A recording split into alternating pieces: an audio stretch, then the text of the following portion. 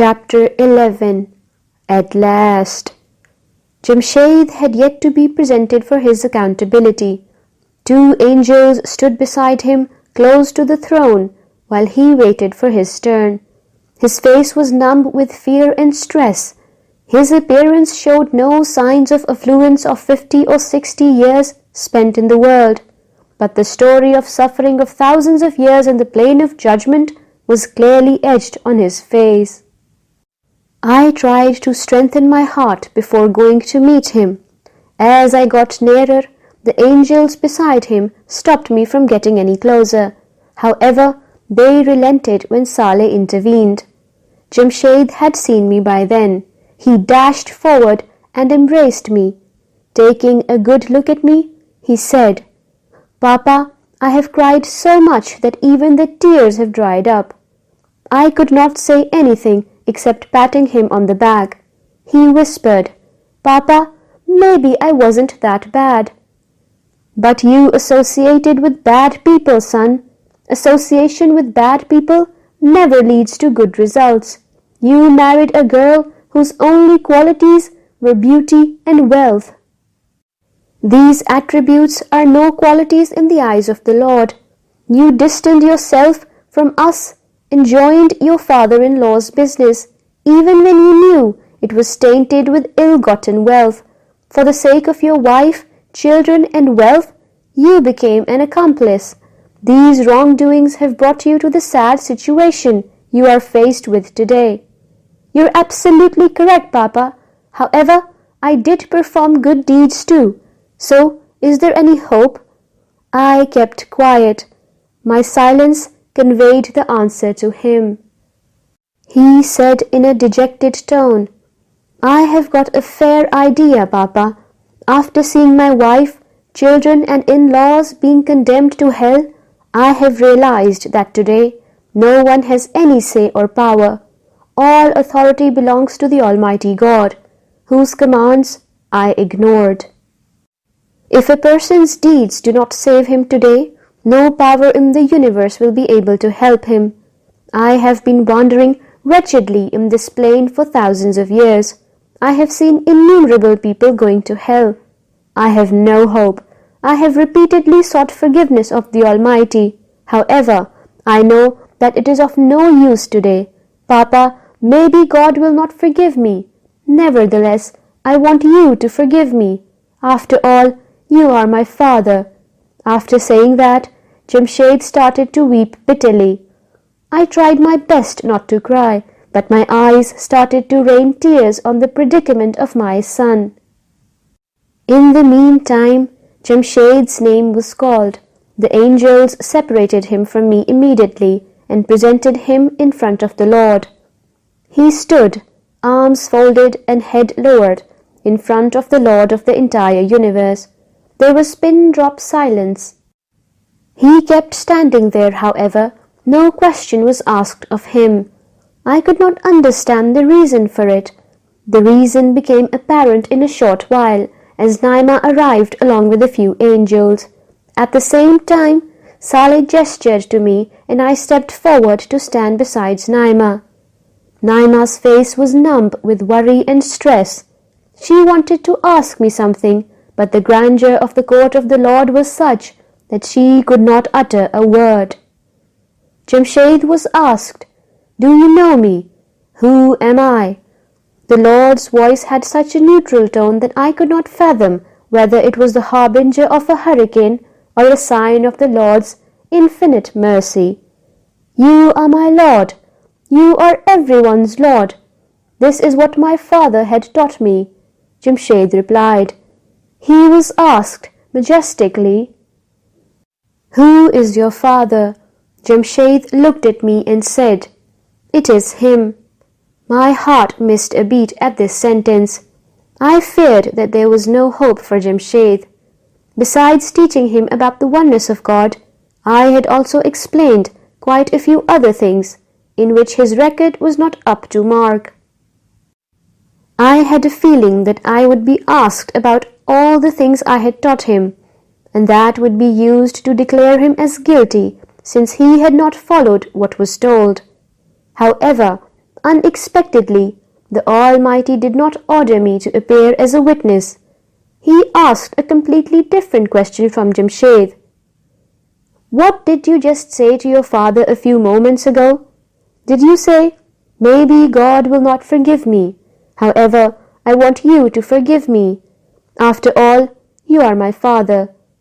The hope that had kindled in my heart a second ago died with that question. Jamshed had also realized that he was now being taken to task for his deeds. His face darkened with fear. His limbs started to tremble. He had not suspected that the Almighty, who was apparently occupied in the accountability of other people, had also been listening to our conversation. He realized that not only had the Lord been listening to what was said, but in addition, he had also taken offense to it. He said helplessly, Yes, I did say that, but you have misunderstood me. How do you know what I have understood from your words? The Lord replied. However, the neutrality in the tone of the voice was still there as before. No, I do not know.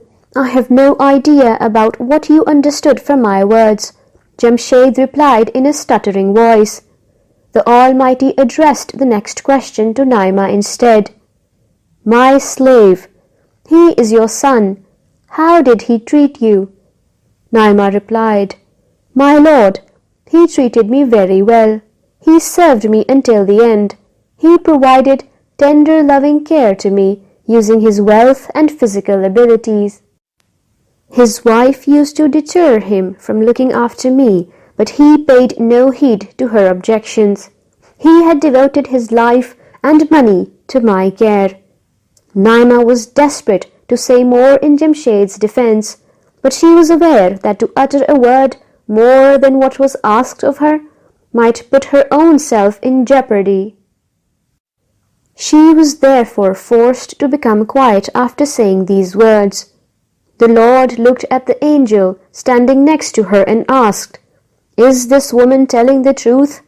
The angel looked at the scroll of deeds and replied, My lord, she has spoken the truth. What happened thereafter made my heart beat faster. It was ordered that Jamshed's deeds be placed in the scale. First, the sins were placed in the scale to the left, which caused the left arm of the scale to become heavier. All three of us were distraught. Thereafter, his virtues and good deeds were placed one by one in the scale on the right. They were few and weighed significantly less than the weight of the bad deeds in the left arm of the scale. Only 2 good deeds were left to be placed in the scale now. The decision seemed obvious. Naima closed her eyes with mixed feelings of dejection and helplessness. Jamshed dropped on the ground, helplessly holding his head in his hands. Ever since I had arrived in the plane of judgment, I had not dared to look towards the throne. However, at that moment, perhaps for a fraction of a second or even less than that, my eyes involuntarily turned upwards in the direction of the Almighty, the all-powerful Lord of the universe. At that very moment, the same call emanated from my heart that used to be on my lips whenever I had to face a sudden, unexpected trial or tribulation in the previous world. La ilaha illallah. There is no God except for the one God. I then immediately lowered my gaze and my head in prostration. The angel placed the first remaining good deed in the scale. It was Jamshed's behavior towards Naima. Unexpectedly, the right arm of the scale started to move downwards as it became heavier. I shook Naima's arm and said, Naima, open your eyes. My voice reached Jamshed's ears too. He opened his eyes and slowly stood on his feet. Hope started to gain ground in him as the scale of virtues became heavier. However, all of a sudden, it stopped. The left arm of the scale was still heavier than the right arm. The glimmer of hope that had arisen in our hearts suddenly started to dwindle. The angel took the last virtue and said aloud, "This is the belief in the oneness of God." As soon as it was placed in the scale, it became decidedly heavier than the left arm, the arm holding the scale of sins. I involuntarily uttered, "Allahu Akbar, walillahil hamd." God is great and praise is only for Him. The Almighty spoke in a soft voice, "Jamshed, your father had also taught you that my love for my people is 70,000 times more than the love of parents for their children. In fact, you did not value me. That is the reason you had to face so much hardship in the plane of judgment. My justice is without prejudice. However, my grace overshadows everything else." The angel wrote down the decision for Jamshed's salvation onto the scroll of deeds and placed it into his right hand. Overwhelmed with emotion, a scream emanated from Jamshed's throat. He had been blessed with the ticket to the paradise.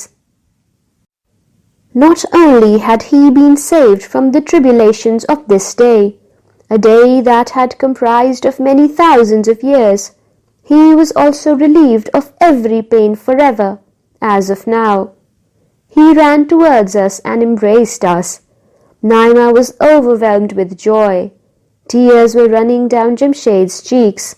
With every element of my being, I was praising the most beneficent and the most merciful Lord who had forgiven Jamshed. My entire family was present in the VVIP lounge by the pond of Kausar. My 3 daughters, Laila, Arifa and Alia, and 2 sons, Anwar and Jamshed, were with Naima and me. Jamshed's arrival had completed our family reunion. The state of joy and the feelings of elation could not be expressed in words. As I saw my family gathered together, I said to Saleh, who was sitting next to me, "What fun is paradise without the whole family?" Jamshed, whose family and in-laws had all been doomed to hell, replied instead of Saleh, "Yes, who else would know it better than I would? You are very fortunate." This time Naima replied to him, "This is because your father gave the upbringing of his children due importance and priority in his life. Only you proved to be the inept one. Look at the rest of your brothers and sisters. They all did pretty well." "You are right, Mama, but I was sure that Papa's intercession would save me." My father-in-law had a lot of faith in his Peer, who had assured him that he would intercede for him on the day of judgment, as long as he remained loyal to him. That gave me the idea that there is no one like my father. Therefore, his intercession would save me too. I said, "You got it absolutely wrong, my son. You know that the Peer was unable to save your father-in-law. The truth of the matter is that neither the last prophet nor the Quran ever advocated intercession as a way to salvation. The only reason the last holy book was sent towards us was to clearly explain how to succeed in the hereafter. It repeatedly stressed that the only means of salvation on the day of judgment are faith and good deeds. At the time of the revelation of Quran, Christians had the misconception that Christ's intercession would lead to their salvation, while the idol worshippers of Arabia believed that their idols would intercede on their behalf. That is why the Quran repeatedly clarified that intercession could not lead to salvation. Man would reap whatever he had sown. But intercession has been mentioned in the Quran, and also in the sayings ascribed to the last prophet, said Jamshed. Okay, tell me, is there any saying ascribed to the Holy Prophet, peace be upon him, or a verse of the Quran that advises us to rely on intercession as a means to salvation, or to pray for it?" I asked. Anwar, my younger son, replied instead of Jamshed with full confidence, "No, it was not mentioned anywhere." However, Jamshed disagreed. "No, my friend, did not we used to pray for intercession after listening to every call for prayer?" I replied, "Actually, the people had themselves added to the saying ascribed to the Holy Prophet. All that the last Prophet, peace be upon him, had said was that if we were to pray for him to get the coveted place on the day of judgment, then it would be obligatory for him to intercede. He did not ask us to also pray for intercession and based on it set aside good deeds and carelessly indulge in sins." Saleh said to me, "Abdullah, hold on. Let me explain the concept of intercession in detail. The real criterion for success is adherence to true faith and righteous deeds. If someone is pardoned today, despite weakness in the above, it is not due to anyone's intercession, but because of God Almighty's infinite knowledge, authority, and benevolence. This point was explained in the Quran in the words that God would never forgive knowingly sharing partners with him. Apart from that, he may forgive any sin and any person. In the previous world, he used to forgive minor sins in exchange for hardships as well as for good deeds. However, those people who chose a life of sin on a persistent basis without repenting had to pay the price for it today.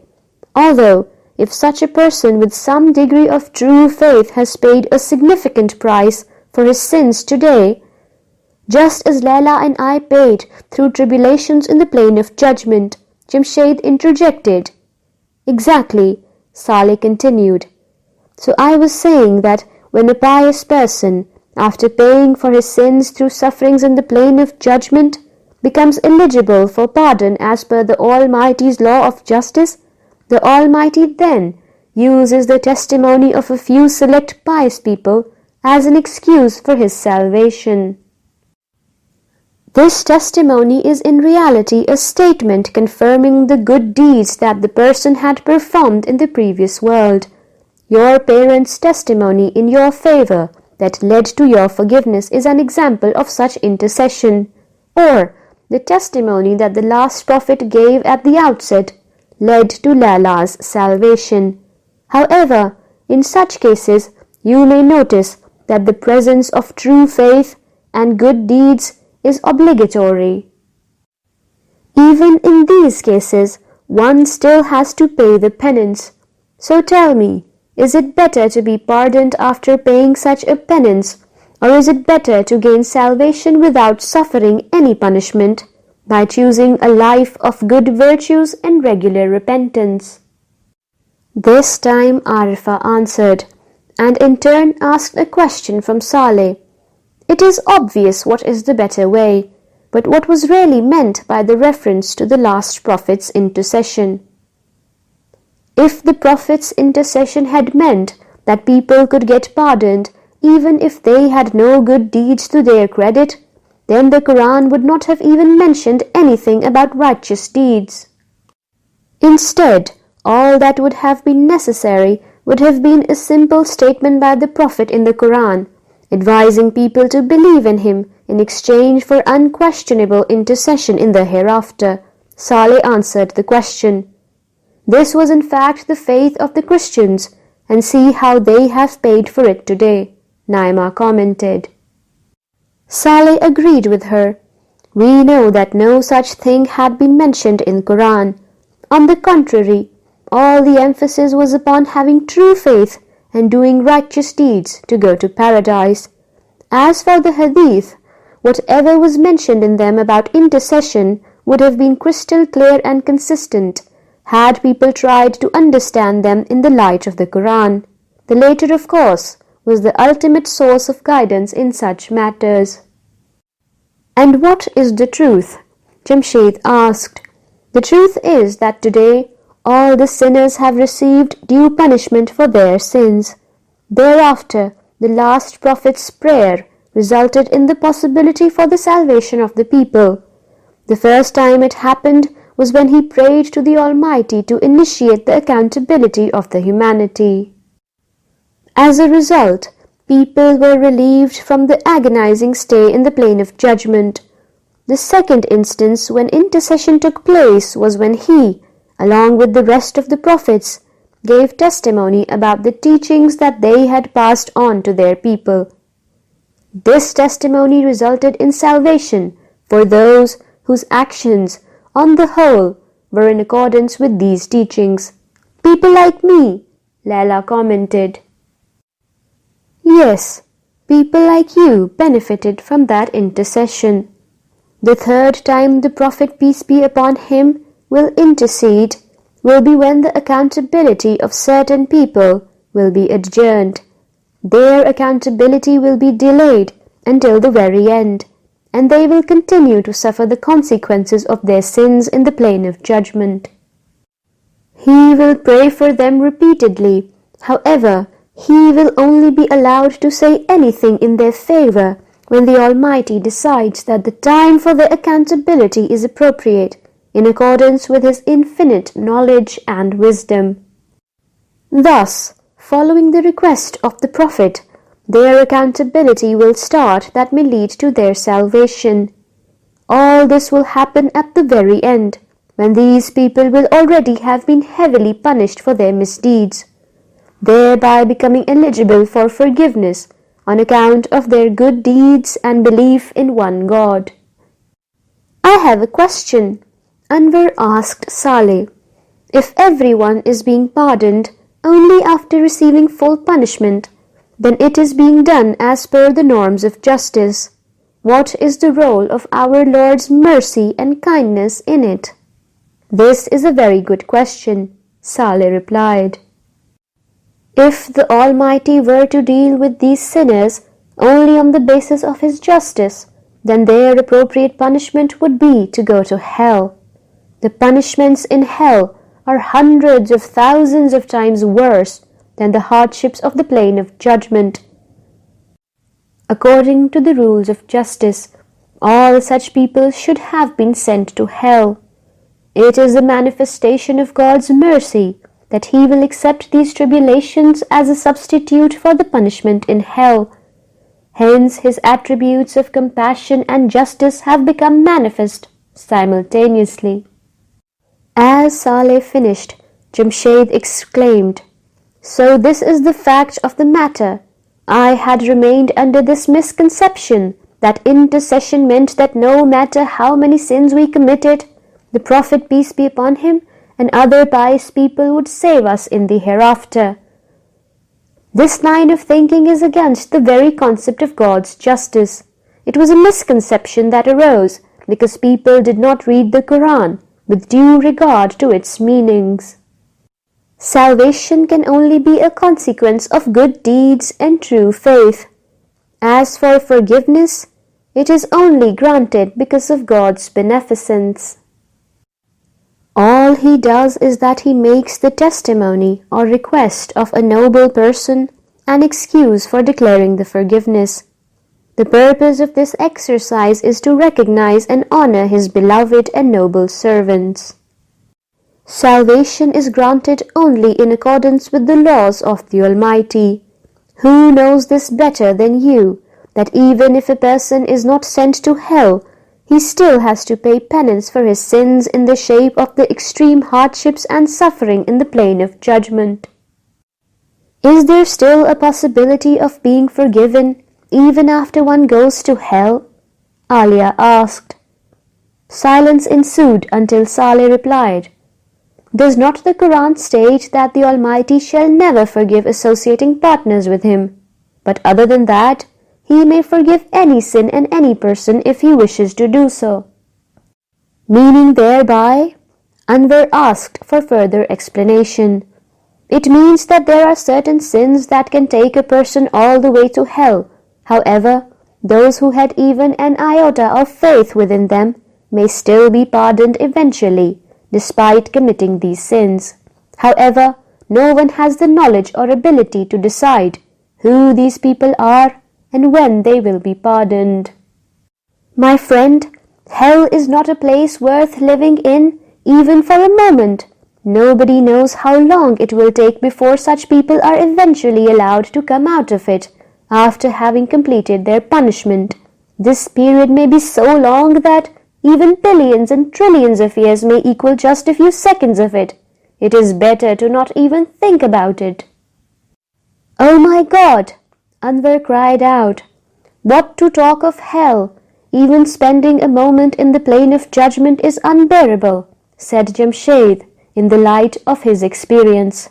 Laila added, These sins are such a huge calamity. If only we had understood this in the previous world. Saleh concluded the discussion by adding, There have always been two great misfortunes of the mankind. Firstly, the principal theme of the Day of Judgment was accountability, but people changed it to intercession. Secondly, the pivotal position in the life of human beings was that of God, the most merciful Lord of the entire universe. However, the human beings assigned this pivotal position to others. Agreeing with Saleh, I commented, You gave such an absolutely true statement, Saleh. I wish people had realized this in the previous world. I then addressed my children. My children, life of the previous world is now a tale from the past. Now your destination is a never-ending kingdom in the paradise. Get ready to enjoy its peace, comfort, ease, love, blessings, enjoyment and gratification. All of them are yours. See how beneficent and generous is our Lord. Let us praise Him together and recite the words, Alhamdulillahi Rabbil Alameen. Praise be to God, the Lord of the worlds. All of us joined in to recite these words as a loud chant. After a while, Saleh said to me, Abdullah, the events in the plane of judgment are about to reach their culmination. If you are still interested, now is the time to go back. How far is the accountability process from its conclusion? Naima inquired. Most of the mankind was born in the later eras. They have all been through the process of accountability. Muslims, Christians, and others living in the same period have gone through the general accountability process. Presently, Jews are going through it. In a nutshell, the destiny of the majority of the mankind has now been decided. The followers of other prophets were much less in numbers anyways, so it won't take that long. Saleh replied, Do you know what happened to my teacher, Farhan Ahmed? I asked. No, I don't know, as I do not have anything to do with him directly. All I can tell you is that he is not here at the Qasr. Only God knows about his outcome. I think it may be better if you get up and go to the plane of judgment, said Saleh. Okay, let's go, I replied as I rose from my chair. Naima also got up along with the rest of the family, saying to me, I am going to go and visit the families of our children. Only your children are allowed here with us in the VVIP lounge. However, their own kids cannot come here. They are waiting for them downstairs. I am going to go and meet them. Oh yes, I also need to find a bride for my Jamshed. All of us broke into laughter on her last pronouncement, except Jamshed.